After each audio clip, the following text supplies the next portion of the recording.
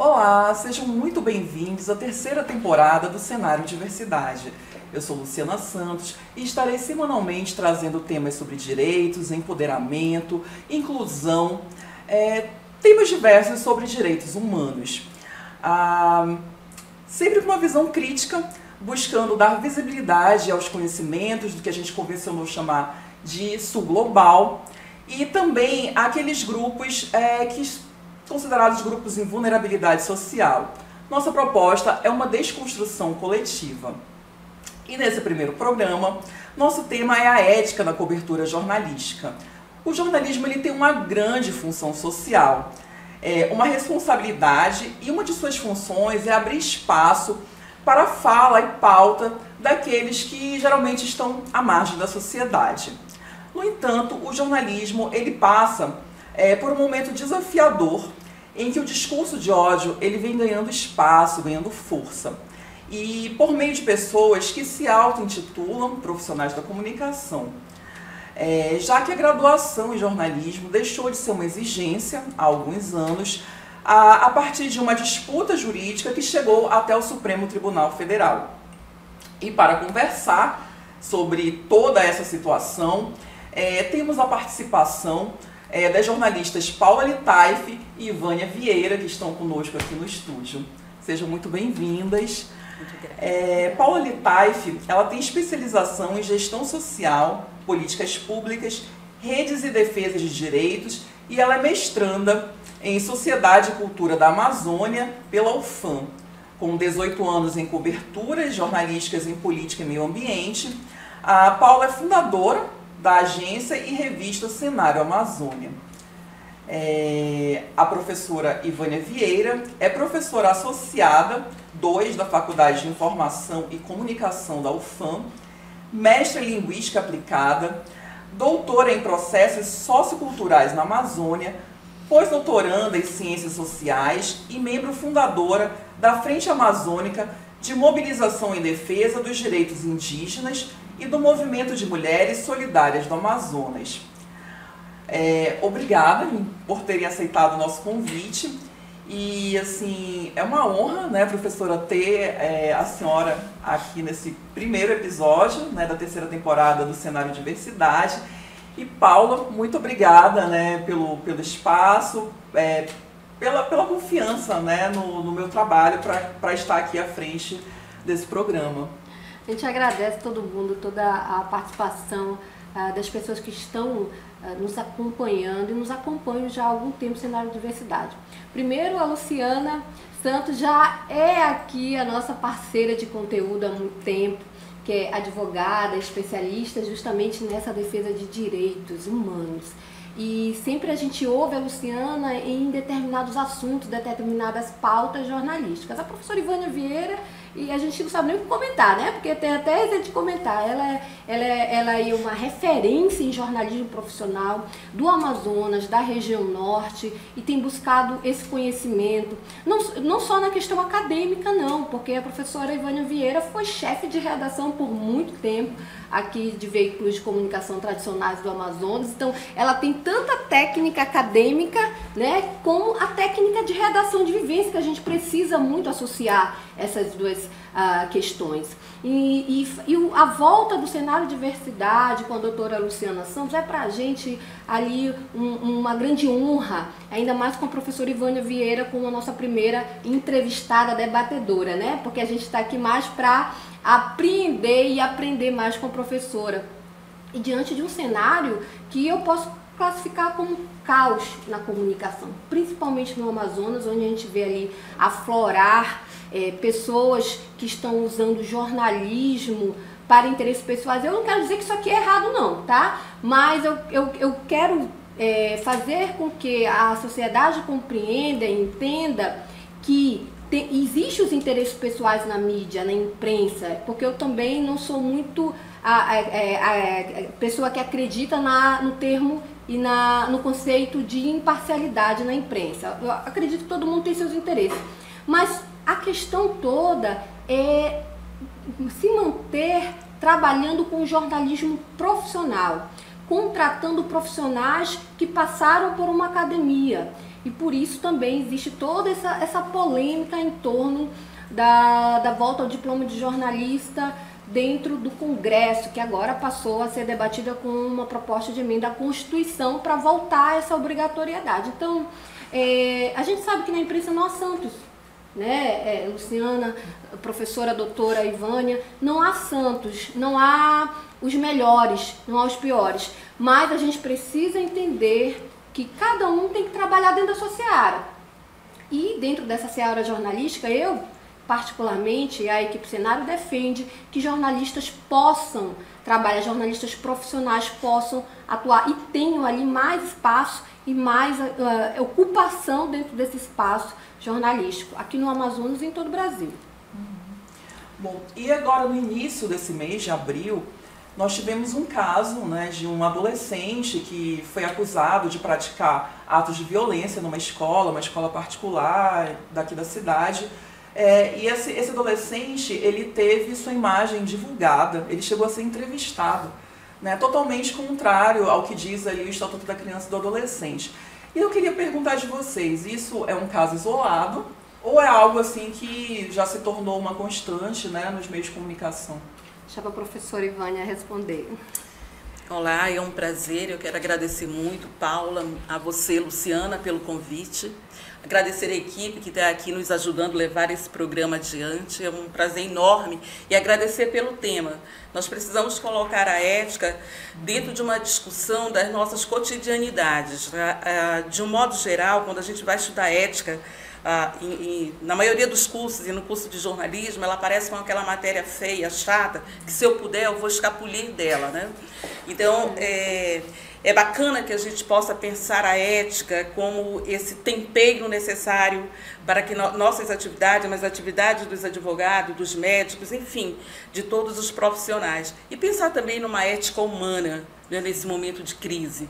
Então, eu agradeço muito pela oportunidade de nós aqui refletirmos a respeito da ética e refletirmos, inclusive, a respeito da responsabilidade que a academia tem, no nosso caso específico, enfim, professores e professoras de jornalismo, em trazer essa ética para os debates dentro da sala de aula, em fazer com que estudantes não escapem da aula porque a aula é chata, mas sim, nossa, aqui eu posso trabalhar coisa muito bacana. Acho que nós precisamos reencantar esse aprender sobre ética dentro das escolas, né, das escolas que vão formar profissionais de comunicação. E precisamos, a partir daí, vamos ter seguramente nos ambientes de trabalho dos profissionais de comunicação, a ética colocada como um princípio de vida, e a ética sendo respeitada, sendo buscada para ser conhecida, e não aquele fantasma que um dia eu ouvi falar numa aula chata e que eu escapei dele. Então, é muito bom hoje nós estarmos aqui refletindo no momento em que várias áreas do mundo e o próprio mundo, né, vive a sua crise absoluta, né, assim, a questão do antropoceno. E nós, jornalistas, não somos ilhas, né? Nós, professores, nós estamos dentro desse mundo, esse mundo conturbado, esse mundo com uma marcação muito forte do individualismo, do egoísmo, de uma concentração de renda na mão de poucos, o que já é uma aberração quando nós pensamos em ética, e de uma maioria de pessoas nesse mundo vivendo em condições subhumanas, de miseráveis, sem os mínimos direitos garantidos. Passa por aí todo um discurso da ética do mundo, da ética da humanidade hoje, na qual os jornalistas e todos os que trabalham na comunicação, desde a publicidade, estão envolvidos. Agora, Luciana, a professora falando, a gente fica assim, bem encantado ouvindo a professora Ivânia Vieira falando, porque nos remete a conceitos humanistas que a gente vai perdendo com o passar do tempo e também com toda essa opressão que são as redes sociais, que é a internet.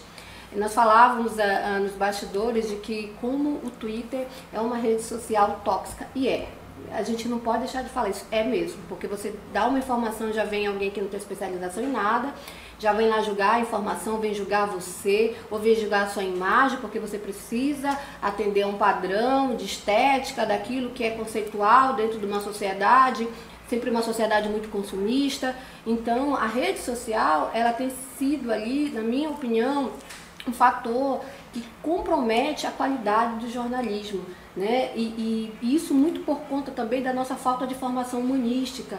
E aí a gente humanista, né? E a gente fala sobre a questão sociológica, filosófica, antropológica, porque você precisa ter, não estou dizendo que todo mundo precisa ser um antropólogo, um sociólogo, um filósofo, mas você tem que ter um conceito básico, as bases sobre isso. E hoje nós estamos gravando esse programa especificamente no Dia dos Povos Originários, 19 de abril. E eu li algumas notícias, Luciana, absurdamente sobre povos primitivos. Olha o absurdo. Sites falando sobre, chamando os indígenas de primitivos, que se a gente for fazer um pouquinho de leitura, a gente vai compreender que as tecnologias deles já são avançadas há milhares de anos, sabe? Então, por quê? A gente vai só condenar a pessoa que escreveu? Não, a gente precisa condenar também a pessoa que contratou para escrever, porque ela está levando uma desinformação à sociedade, criando mais um estigma em cima dos povos originários, em cima dos povos indígenas, com os quais a gente tem muito, muito a aprender, sim, e criando principalmente esse preconceito, essa xenofobia, sabe? Quando a gente vai para Roraima é muito pior, gente, é muito pior. Roraima ali é um centro xenofóbico de indígenas mesmo, ali o que prevalece ali é a defesa do garimpo ilegal. Isso está na Assembleia Legislativa de Roraima, isso está na Câmara Municipal de Boa Vista, é absurdo. Então, quando a gente vê um título de uma matéria assim, você pensa, meu Deus, quem escreveu isso? E tinha lá 300 compartilhamentos, e falando de um assunto que a gente percebe que a pessoa está ali na década de 20, ou ainda na época da ocupação do Brasil, né? Da invasão do Brasil de 1500. É uma visão totalmente eurocêntrica, né? Sim. E por isso que na chamada do programa eu falo isso, né? A nossa ideia no cenário de diversidade é justamente buscar essa desconstrução, né? Esse giro decolonial, né? Que o movimento decolonial prega, você realmente repensar como se dá, né, toda essa desigualdade que existe no nosso país, né? Por que isso surge? Isso surge bem lá atrás, né, com a chegada dos colonizadores aqui. A América, ela se torna esse laboratório de toda essa desigualdade, né? E aí a gente pode citar racismo, várias outras coisas. E como você falou, essas pessoas, elas estão perpetuando esses estigmas, né? Que é tudo que a gente não precisa. Tem um pensamento que diz o seguinte, e eu até não sou adepta dele, né? Que nós vencemos a etapa da colonização, mas nós continuamos com as nossas atitudes coloniais. Né? Então, essa conduta da colonialidade, ela está posta nas universidades, até hoje os livros tratam disso. Se você não olhar com um olhar crítico, se você não trouxer outros autores, outras teorias para confrontar, ela se repete dentro das organizações de trabalho e dentro das famílias. Você pode ver dentro de uma família, ainda hoje, tratar algumas comparações envolvendo pessoas indígenas, envolvendo pessoas pretas. Então, assim, essas atitudes são muito fortes. Construir uma outra linguagem, construir um outro vocabulário é uma exigência, que é um dos trabalhos desse movimento decolonial, da desconstrução de uma forma de existência, de um poder que se colocou e que determinou na universidade. Você poderia, e ainda pode hoje, ter seus projetos de pesquisas rechaçados, não aceitos, se você não cumprir com determinadas regras de um modelo que está encharcado do que você está colocando aqui como eurocêntrico, que está encharcado daquilo que a gente pode colocar como paulocentrismo, né? Então, São Paulo como centro do Brasil, determinando regras e elementos de como é que deve ser a ciência, como é que deve ser os projetos de pesquisa, quem é que deve ser objeto nesse projeto e quem é que deve ser sujeito, né? Então, nesse sentido, nós estamos trazendo para cá um debate sobre o papel da Amazônia nessa história. Sim. E é maravilhoso, porque a Amazônia nos ajuda Se nós passarmos a estudar mais, a querer compreender, a Amazônia vai nos ajudar a fazer um outro jornalismo, vai nos ajudar a fazer uma outra lógica de direitos, já está ajudando. Né? Quando você pensa no Rio como um sujeito de direitos, você está implicando numa lógica de direito que está posta. Né? Vai nos ajudar a fazer outro tipo de formação, por exemplo, na escola de comunicação, e aqui num recorte para jornalismo. É preciso trazer a Amazônia para dentro dos cursos de jornalismo, e ela não pode ser vista, embora eu respeite, conheço pessoas que façam trabalhos e tenho livros e tenho artigos maravilhosos, mas ela não pode ser pensada a partir de um pensamento exógeno. Nós temos condições de trabalhar a Amazônia dentro de um curso de jornalismo a partir das pessoas que estão na Amazônia, sabe? Dos quilombolas, dos negros. Nós ainda estamos tentando descobrir se tem negro ou não na Amazônia, se tem negro ou não no Amazonas. Né? Embora a professora Patrícia Sampaio, lá da História, né, tenha feito o livro, né, Rompendo o Silêncio, mas esse silêncio ainda é muito grande, né? Esse silêncio ainda é devastador. E em relação aos povos indígenas, que é a maioria da população da Amazônia, por que eles não estão presentes dentro dos cursos? Né?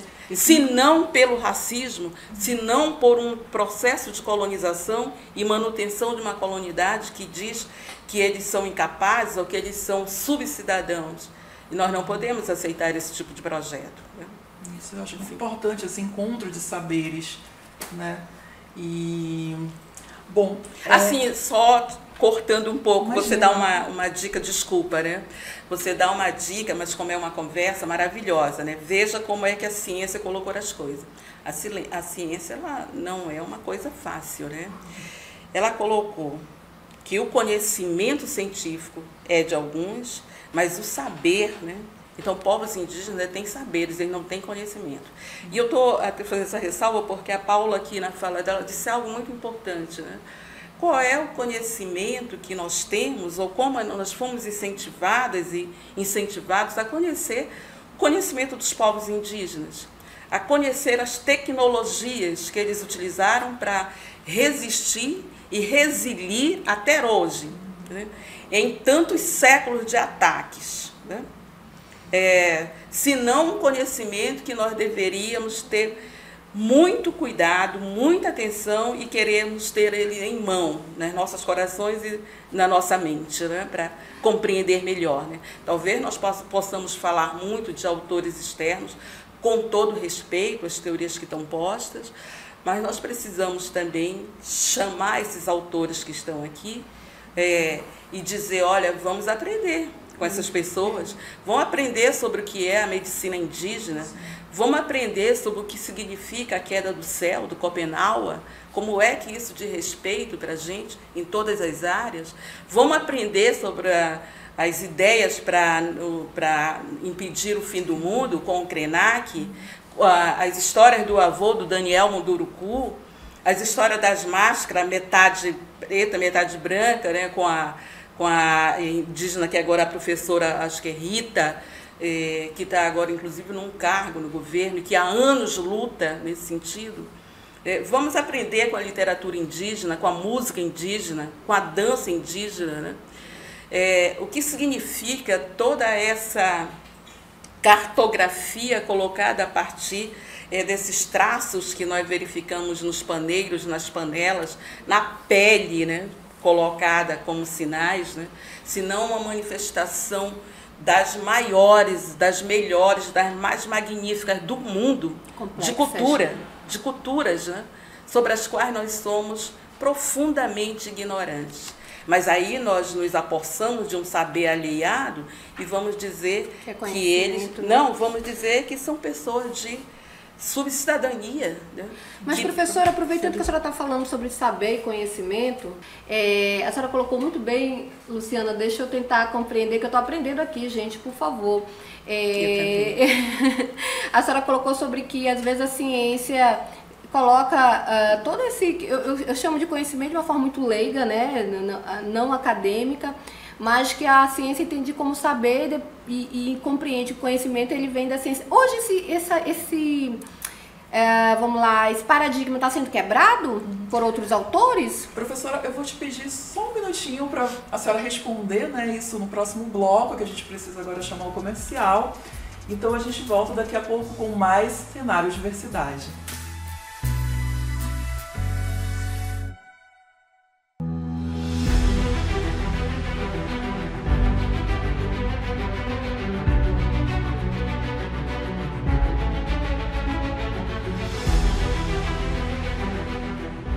Com responsabilidade, jornalismo profissional pautado na técnica, a Rede Cenário cumpre a missão de falar da Amazônia para o mundo. Com uma equipe de profissionais capacitados e comprometidos com a qualidade da informação, a revista Cenário conquistou a certificação da ISO 9001, se tornando a primeira revista eletrônica de notícias com selo de qualidade. A revista física também possui o selo internacional normalizado para publicações seriadas, o ISSN. Com profissionais espalhados pela região norte, a Cenário tem representantes em Roraima, Rondônia e Pará, com atuação jornalística e foco nos 9 estados da Amazônia. As premiações e reconhecimentos também já fazem parte dos 3 anos de existência de um dos veículos de comunicação que já está entre os principais canais jornalísticos da região. A Rede Cenário está presente em todas as plataformas com o site Revista Cenário, Agência Cenário Amazônia e TV Cenário Amazônia. Com uma grade de programação especial, os produtos entregam ao público conteúdos autorais embasados na técnica jornalística, abordando pautas sobre o bioma amazônico e os povos tradicionais da Amazônia para o mundo.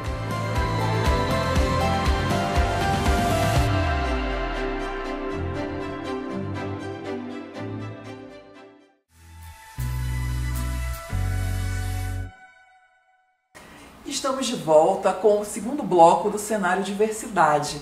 Mas antes eu queria mostrar para vocês a revista Cenário do mês de março, né, que tem como matéria principal uma entrevista com a líder extrativista do arquipélago de Marajó, a Edel Moraes, que está fazendo parte também, né, da Secretaria Nacional de Povos Tradicionais. Ela recebeu esse convite, né, e assim, é uma história de superação que merece ser lida, né. E a gente volta então agora a falar sobre ética na cobertura jornalística. Aqui comigo no estúdio, Paula Litaif e Vânia Vieira. E a gente terminou o primeiro bloco falando sobre a questão, né, de saberes e conhecimentos indígenas. A professora Ivânia ficou de responder, né, essa questão para a gente, o que seria mais adequado de ser utilizado. E Luciana, só antes da senhora falar, nós conversávamos sobre como é difícil para o jornalista, e o foco é a ética no jornalismo, abordar esse conhecimento ou saberes indígenas, que ainda existe aí pela ciência um debate sobre esse assunto, que a professora vai falar. Para a gente que tem uma formação, que está buscando a leitura, já é tão diferente abordar isso sem ser estigmatizador, sem ser preconceituoso. Imagina por quem nunca fez uma leitura dessa, né, professora? Eu quero antes pegar uma questão que eu acho que foi no primeiro bloco, a questão de entrevistar uma criança e não ter ali uma das nossas bíblias importantes, que é o ECA, o Instituto da Criança e do Adolescente. Eu pergunto há quanto tempo o ECA não é tratado nas redações ou nos novos espaços que concebem redações. Então, durante o ECA nasce de um movimento da sociedade brasileira, sociedade civil, em uma situação de extrema gravidade da infância brasileira e da adolescência brasileira. Então, é de um lado dever de quem trabalha, né, formado ou não formado com o jornalismo, ter esse instrumento nas mãos. É dever, né? E saber como se comportar diante de pautas difíceis, complicadas. Ora, nós temos situações em que crianças poderiam se manifestar e o jornalista entrevista um adulto, como se essa criança não pudesse. Nós temos situações em que crianças e adolescentes não devem ser entrevistados, exibidos, mostrados, e o jornalista ou a pessoa que está ali como jornalista os apresenta. Então, o ECA é uma bússola que nos ajuda. De novo, primeiro, é errado, é uma postura inadequada, é um erro, é um desrespeito, e aí beira uma atitude mais do que inadequada, que fere princípios. Mas, de outro lado, há quanto tempo nós deixamos de conversar sobre ECA? É como se ele tivesse sido varrido do mapa. Ele e outros documentos importantes, como o Estatuto do Idoso, né? Então, nesse caso, acho que nós precisamos trazer o ECA de volta. Nós precisamos ampliar nossas parcerias, por exemplo, com uma agência que eu tenho muito respeito por ela, que é a agência ANGE, sabe? Que precisamos ver, a agência nos orienta a compreender melhor os desafios, né?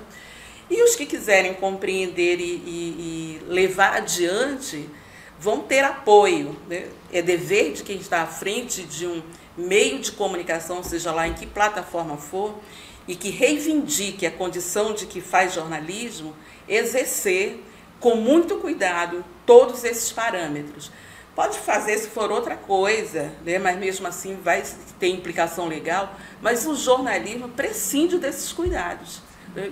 Não pode ser abandonado, não pode ser minimizado, o que acontece nesse sentido. Com relação à questão do conhecimento, é importante reposicionar também a ciência nas nossas cabeças, né, quando a gente pensa em cientistas. Se nós fôssemos fazer um levantamento aqui, ou se nós fôssemos fazer um levantamento na universidade, talvez fosse dizer que cientistas são só aqueles que estão com o paletó branco, né, num laboratório fechado com um tipo de óculos, né? Então tem um imaginário construído, ele não foi construído à toa. Tem uma relação de poder que se sobrepõe. São cientistas.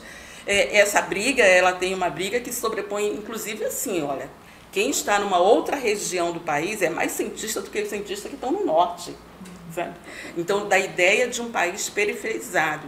Quem faz ciência nos Estados Unidos é mais cientista do que os cientistas brasileiros. Veja que nós estamos lidando com uma camisa de força que ela foi ensinada, que ela foi colocada em todas as áreas, né? Então, povos indígenas não podem ser produtores de conhecimentos.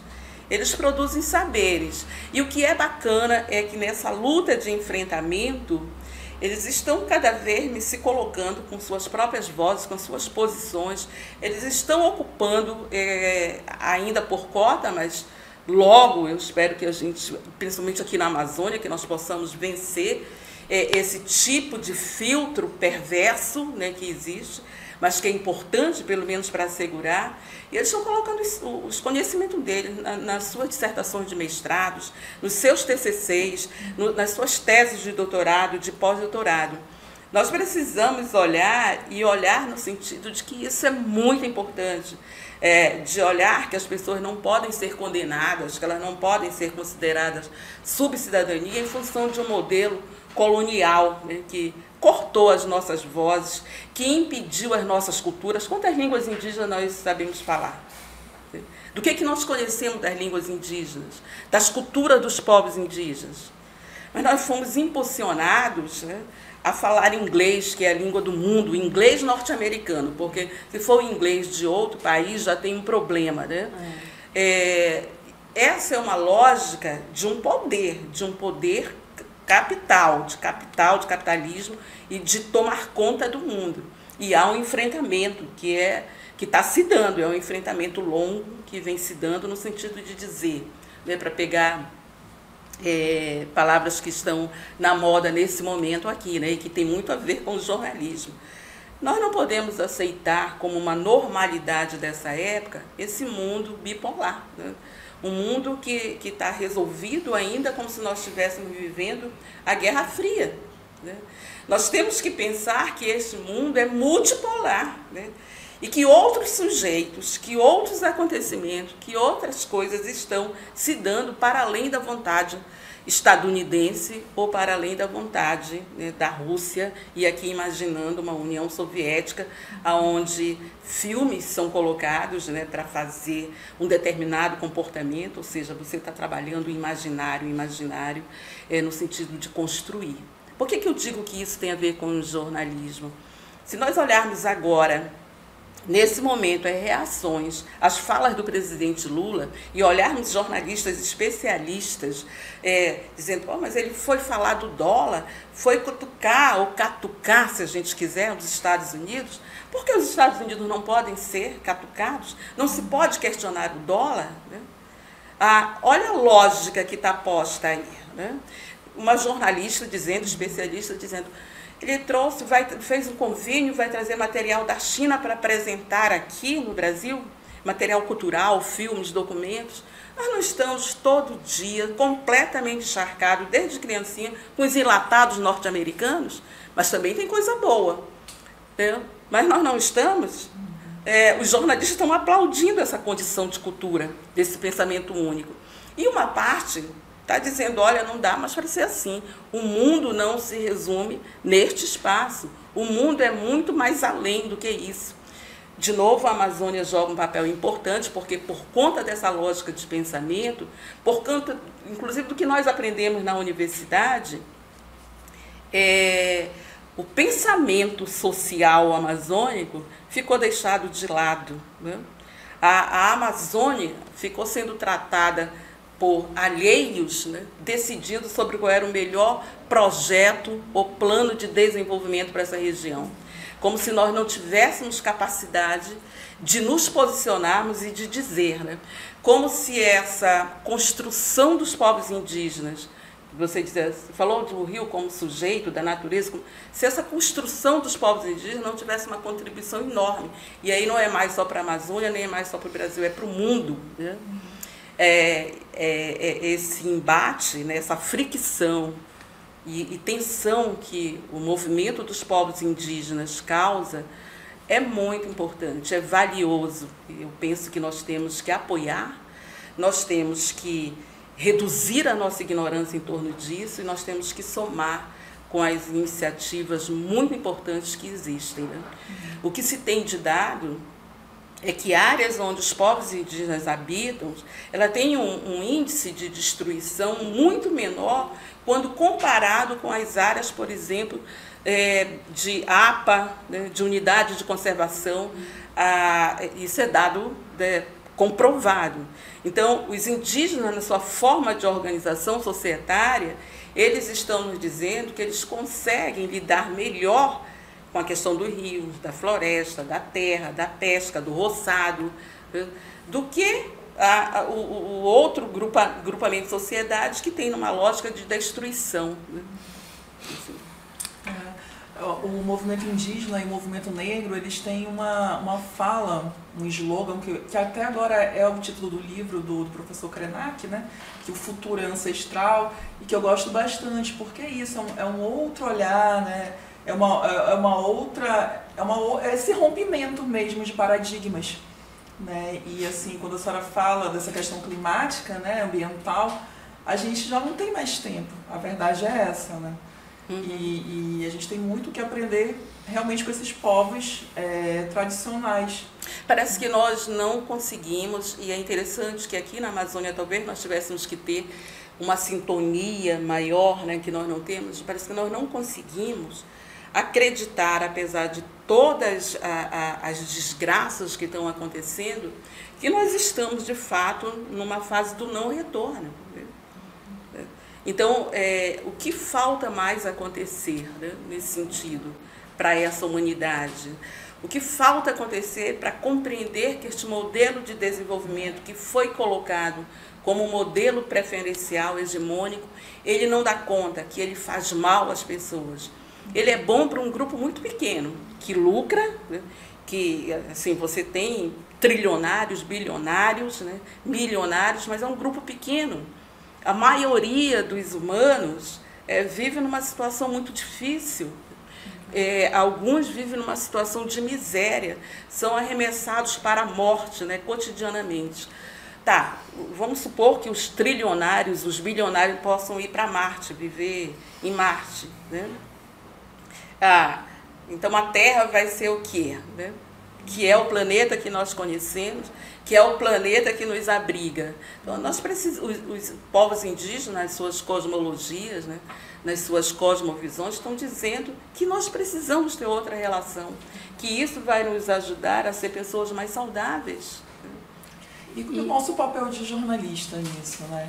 Por exemplo, Paula, você cobriu durante muito tempo o meio ambiente, né? A Cenário, ela traz matérias voltadas ao meio ambiente, aos povos tradicionais. Como é que é lidar com isso? Né? Porque, assim, falar sobre direitos humanos não é fácil, muito pelo contrário, é muito perigoso, né?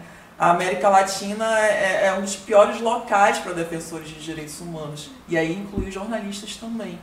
E é importante a gente falar muito claramente, sem hipocrisia, que fazer jornalismo voltado aos direitos humanos, no Amazonas especificamente, é contrariar interesses econômicos também. Vou te colocar um caso aqui, que é um caso que a doutora Luciana lembra muito bem. Em 2021, o vereador de Manaus, ele fez um requerimento ao Conselho Municipal de Educação para mudar uma resolução lá e impedir que, por exemplo, fossem estudadas as religiões de matriz africana e também a ancestralidade indígena e também a diversidade de gênero, né, com informações, e para que o aluno pudesse, desde o ensino fundamental, pudesse compreender toda essa diversidade cultural e de gênero. E isso foi impedido por meio de um vereador que teve 0,02% da votação em Manaus pela Câmara Municipal aqui da capital do Amazonas. A gente fala capital do Amazonas porque a gente está falando pela internet também para todo o Brasil. O que acontece?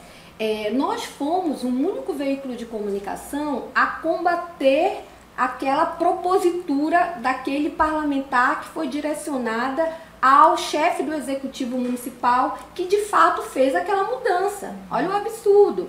Sem passar. Que é uma lei federal. E que era uma decisão, professora, que contrariava uma lei federal.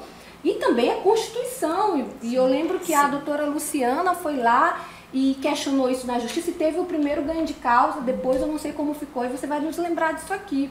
Eu lembro que na época, quando nós reportamos essa informação, eu recebi ameaças de retiradas de publicidade da questão comercial e eu disse, não vou voltar. Você quer tirar essa publicidade, você vai tirar, porque isso que esse vereador está fazendo é um absurdo. E não era nenhuma relação comercial com o vereador.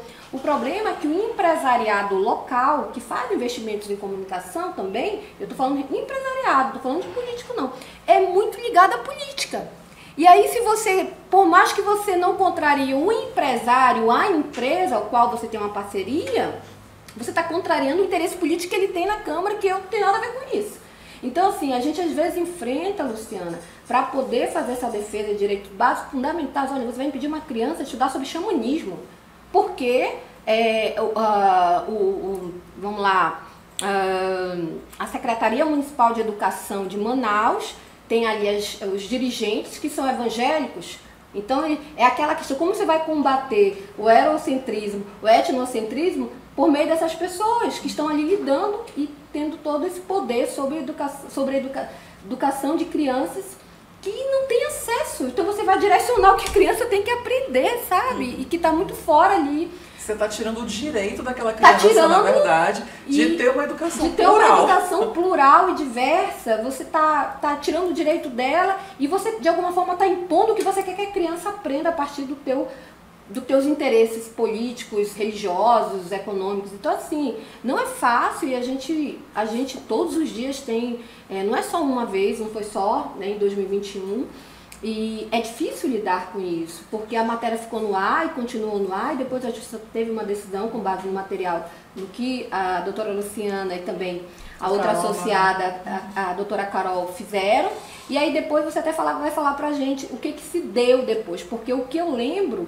é que infelizmente prevaleceu ali a decisão do vereador do ponto de vista de bastidor mesmo. Eu já não sei se no oficial se manteve esse absurdo que era impedir que as crianças estudassem diversidade. Teve vários recursos, né, do Executivo Municipal. A gente chegou a pedir ali multas para que fosse aplicado, né, a primeira decisão, mas assim, Bom, a justiça ela caminha ali num outro ritmo, né? Mas até hoje não teve uma decisão definitiva. Não teve, nossas crianças continuam, na verdade, né, sem ter essa garantia que é constitucional e de uma lei federal, enfim. E como é que se vai fazer depois bons jornalistas, bons reportadores de informação, se a criança é impedida de estudar isso, professora? E pode ser que encontre na faculdade reforço, né, a esse tipo, né, a esse perfil de formação ou de deformação, né? Porque eu diria que é um programa que ele é deformativo, né? Na medida em que você, em nome de uma determinada conduta religiosa, política, econômica, né? Porque você está lidando com esses poderes que são muito fortes.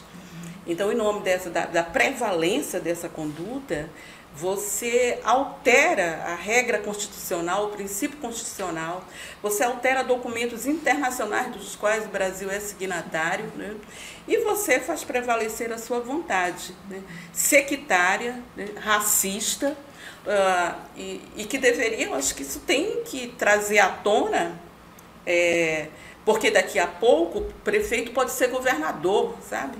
E pode ser, então, assim, a luta, né, para que se garanta esse espaço, que se garanta esse pensar e esse aprender em torno dos outros povos, das outras práticas culturais, das outras práticas religiosas, é uma luta muito antiga. E nesse momento é preciso reforçar, né, porque o Brasil entrou num processo de negação e num retrocesso tamanho que tentou tornar normal o que é completamente anormal, né? E a nossa luta tem que ser na resistência, tem que ser como faz os povos indígenas, na resiliência, para dizer nós não vamos aceitar isso.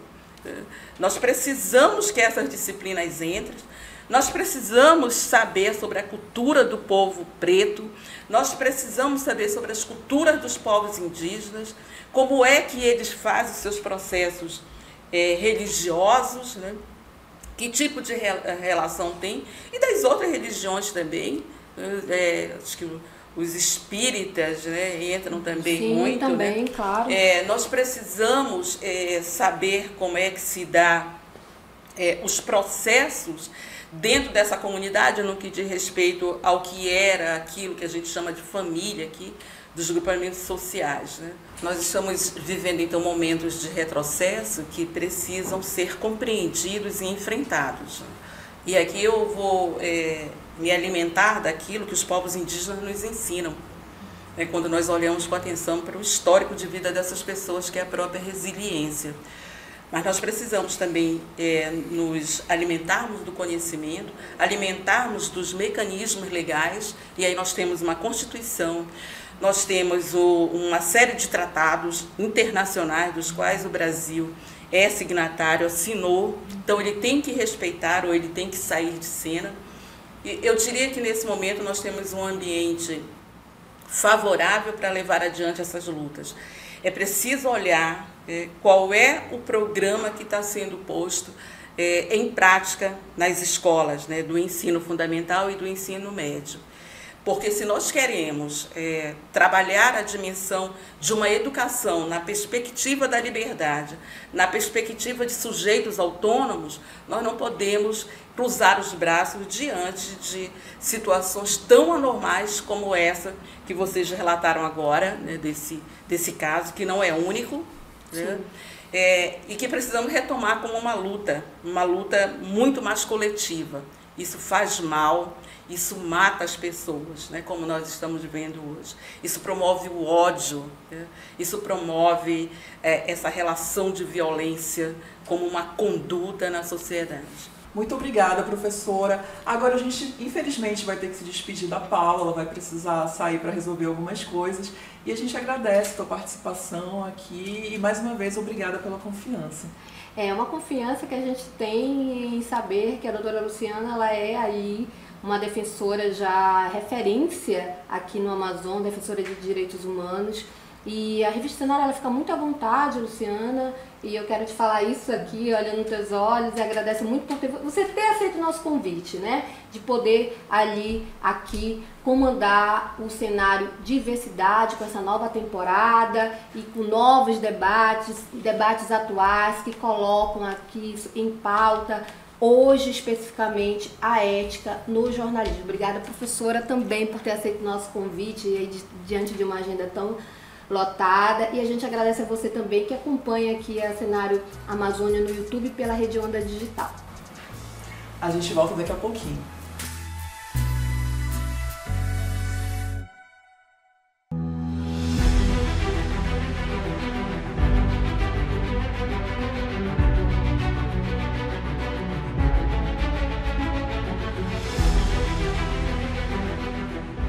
Com responsabilidade, jornalismo profissional pautado na técnica, a Rede Cenário cumpre a missão de falar da Amazônia para o mundo.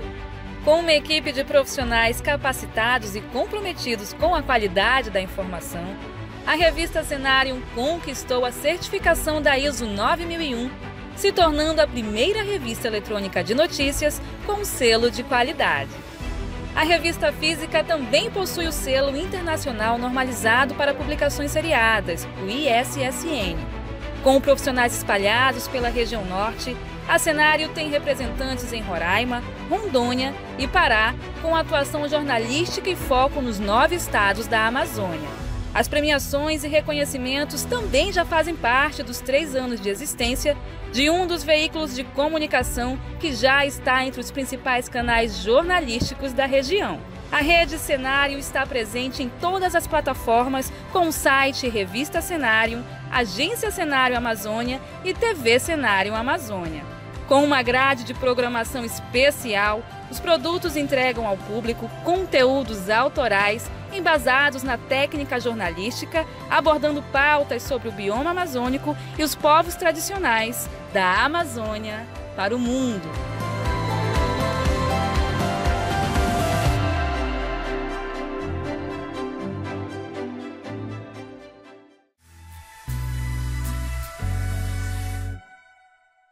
Estamos de volta com o terceiro bloco do Cenário Diversidade e eu aproveito para te convidar a conferir todas as matérias produzidas pela nossa equipe de jornalismo.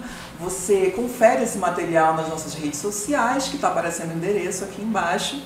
E também para assistir um vídeo que foi produzido especialmente lá em Brasília, né, durante o acampamento Terra Livre, que é um encontro de povos indígenas, né, de diferentes regiões do país.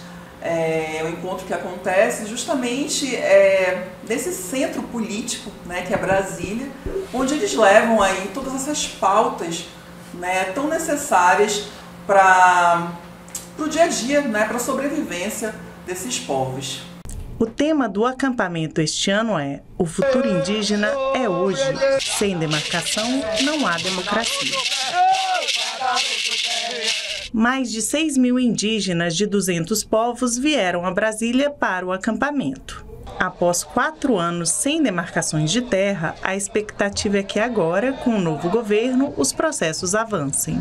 Um momento muito importante para nós, que a gente passou nesses 4 anos de grande retrocesso, e aí a gente está nesse processo da luta, considerando a emergência climática, como também a demarcação dos territórios indígenas, considerando que nós elegemos um governo que prometeu a garantia dessa demarcação, proteção, como também desintrusão das terras indígenas, seja por madeireiro, por garimpeiro, como é um caso emblemático que é conhecido nacionalmente, que é a terra indígena Yanomami. A emergência climática também está no foco das ações promovidas no acampamento Terra Livre deste ano. Os povos indígenas querem mostrar que é preciso lutar contra o garimpo ilegal e a invasão das terras indígenas.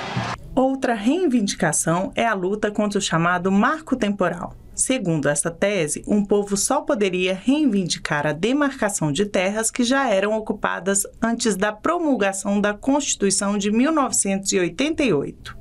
O acampamento também se tornou palco de um coletivo que luta para que indígenas com deficiência tenham seus direitos assegurados. A nossa principal demanda realmente é ressignificar o olhar que as pessoas têm em relação ao indígena com deficiência, e a nossa voz é dizer que a nossa deficiência não nos faz menos indígena. Foi a 19ª edição do acampamento Terra Livre, que reuniu diversas etnias indígenas em Brasília. O presidente Lula esteve no encerramento do evento, recebeu um cocar do cacique Raoni e uma carta do movimento com reivindicações. Os indígenas vieram de todas as partes do país e passaram uma semana acampados aqui na Esplanada dos Ministérios. A demarcação esteve no centro das discussões. Atualmente, 13 territórios estão com o processo de regularização em andamento. Hoje, o país tem 305 etnias e 13% do território brasileiro estão ocupados por povos indígenas. Durante o evento, o presidente Lula demonstrou compromisso com os indígenas, anunciando algumas ações. Instituiu um comitê para a gestão territorial e ambiental de terras indígenas. Recriou o Conselho Nacional de Política Indigenista. E ainda, Lula assinou 6 decretos de homologação de terras indígenas. Arara do Rio Amônia, no estado do Acre. Tremembé da Barra do Mundaú, no estado do Ceará. Rio dos Índios, no Rio Grande do Sul. Avacanoeiro, em Goiás. Cariri Chocó, no estado de Alagoas. E o Neiuxu, no Amazonas. Um ato considerado uma vitória para os povos indígenas. Eu quero, junto com o presidente Lula, reassumir e reafirmar o compromisso de avançarmos juntos neste governo, na demarcação e na proteção das terras indígenas, para mudarmos essa realidade de destruição dos nossos biomas. A gente vai ter que trabalhar muito para que a gente possa fazer a demarcação do maior número possível de terras indígenas. Não só porque é um direito de vocês, mas porque se a gente quer chegar em 2030 com desmatamento zero na Amazônia, a gente vai precisar de vocês como guardiões da floresta. Você assistiu, né, a nossa reportagem, agora a gente retoma a conversa com a professora Ivânia Vieira. Professora, a gente tem essa situação do diploma de jornalismo, né, da não exigência, segundo aí o entendimento do Supremo Tribunal Federal, isso aconteceu lá nos anos 2000, e a gente percebeu assim, que houve uma precarização, né, da profissão a partir de então. Mas foi apenas isso ou há também outros fatores, né? Como é que a senhora vê essa situação? O nosso sindicato hoje ele busca, né, junto aos parlamentares, aí uma emenda à Constituição, né, que retome essa questão do diploma. Eu vejo que a precarização ela se dá mediante vários fatores que ocorreram e que impactaram. Nós estamos falando aqui de 23 anos praticamente, né? De lá para cá muitas coisas alteraram no mundo, né? Você tem um avanço aí de outras tecnologias que reconfiguraram o exercício dessa profissão do jornalismo. Você tem empresas poderosas que fecharam, outras que tiveram que se realinhar. Então tudo isso no conjunto leva a uma precarização, né? No conjunto. Eu estou aqui na corrente dos que defendem a exigência do diploma. Eu estou na corrente como uma pessoa de sindicato há muito tempo na minha vida, como alguém que passou mais de 30 anos em redação de jornal, como alguém que está na academia, né, na tarefa, né, muito delicada de ajudar na formação de jovens jornalistas que buscam essa profissão. Eu entendo que ter o diploma, e aqui eu uso o diploma como um bom artifício, né, reivindica a nossa necessidade de estudar, de compreender, de viajar pelo que são os conhecimentos na área jornalística, para compreender as teorias, para questioná-las, para que outras teorias, outras epistemologias sejam criadas. Então eu vejo como necessário de se perguntar qual a implicância na formação do jornalista e na exigência de um diploma nessa área. Do ponto de vista de acompanhar dentro da universidade, onde eu trabalho, que é a Universidade Federal do Amazonas, eu vi um bom número de estudantes chegar a cada ano e interessado em participar desse curso. e vejo que muitos desses jovens estão hoje no mercado, realizando trabalhos, enfrentando os desafios, formados. Então, eu diria que a frente parlamentar, pelo diploma, que atende a um pedido, a uma luta da Federação Nacional dos Jornalistas, representante da soma dos sindicatos nos estados, é bastante cheio de esperança para nós, né? Eu espero que seja possível rever o que foi feito, então, há mais de 2 décadas, e que nós possamos ter o diploma como uma das exigências dessa profissão. Professora, para encerrar então essa nossa conversa, eu queria que a senhora deixasse um conselho, né, uma mensagem para essas pessoas que estão iniciando na profissão de jornalista. Eu trouxe aqui comigo livros que nós tratamos aí com muito carinho para discutir a ideia dos autores junto com os estudantes, né, e ouvir deles e então engatar uma conversa. Eu quero, num desses aspectos aqui, tratar da importância da pauta. A pauta não pode ser banalizada. A pauta é um instrumento que posiciona um agir e que estabelece um olhar sobre as coisas. Esse olhar vai ser estabelecido por uma pessoa ou por um grupo de pessoas que detêm o poder de estabelecer essa pauta, e ela vai noticiar algo que é importante para um determinado público, né? Então, a pauta, ela é algo que se chama uma tecnologia de posicionamento, do agir. Então, a pauta pode agir para humanizar, para revelar, para enunciar, para denunciar, ou ela pode agir no sentido de brutalizar, silenciar e esconder. Então, pensemos, nós que estudamos jornalismo, pensemos na importância da pauta que nós carregamos. Um outro dado, e aqui eu vou pegar o professor Luiz Costa Pereira Júnior, quando trabalha com a apuração da notícia, não se preocupe que eu não vou ler o livro todo, é só um pedacinho aqui que eu coloquei. Expor o acontecido significa, antes de mais nada, escolher episódios, aproximar eventos dispersos, privilegiar um incidente em lugar de outro. Pensemos nisso. Aqui, sobre os elementos do jornalismo, o que os jornalistas devem saber e o público exigir, eu trouxe aqui duas passagens rápidas que, cada vez que eu leio, eu vou aprendendo mais. É interessante você reler os livros, vai aprendendo mais sobre o que está posto.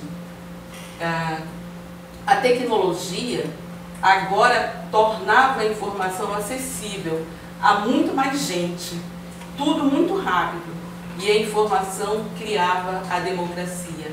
Esse é um posicionamento lá também, né, no final dos anos de 1990, no final, nós estamos em 2023, estamos trabalhando aqui, tentando compreender qual é essa questão da tecnologia, o impacto dela nas nossas vidas, e esses autores aqui, quando trabalharam um mega projeto de pesquisa para saber o que é o jornalismo, falavam disso, né?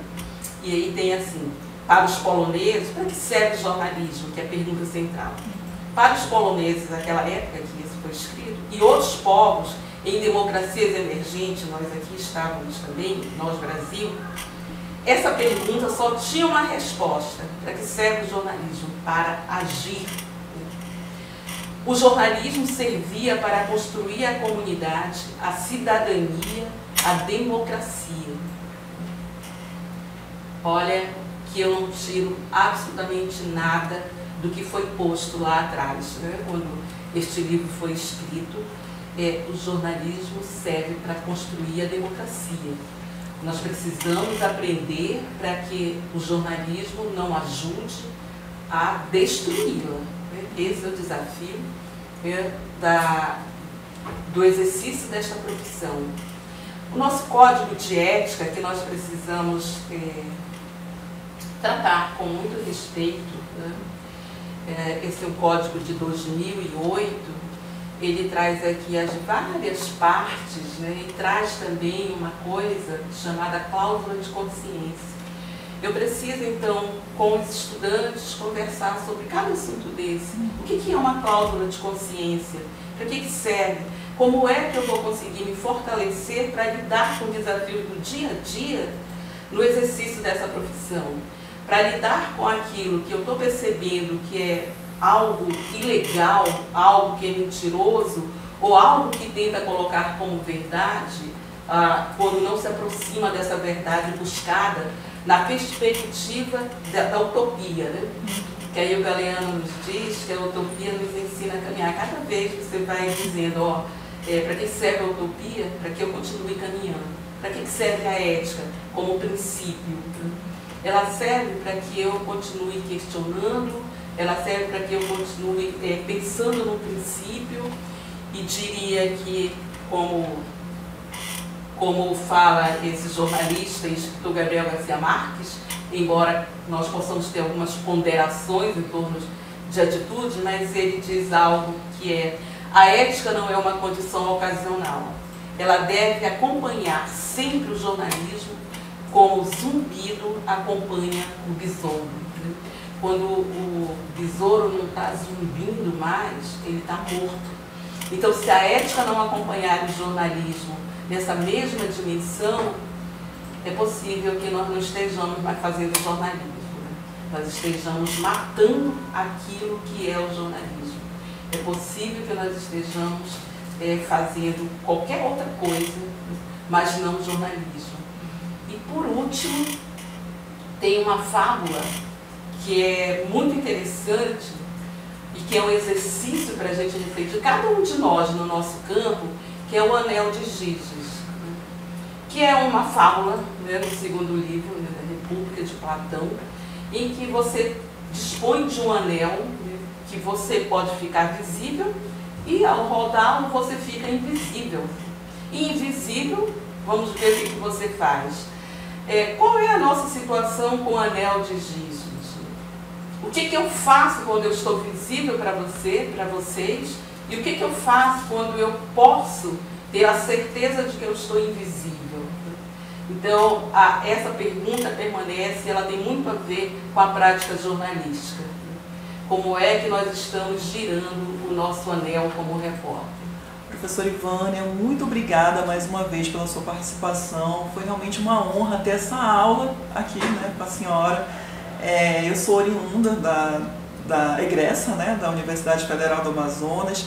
Em seu nome eu agradeço todos aqueles professores, né, que fizeram parte desse meu crescimento como profissional e como ser humano também. Fiquei emocionada. E, bom, agradeço a você também que esteve com a gente até aqui esse momento, e já deixo o convite para a semana que vem com mais um tema, né, voltado realmente a essa questão dos direitos humanos e da pluralidade em geral. Até lá!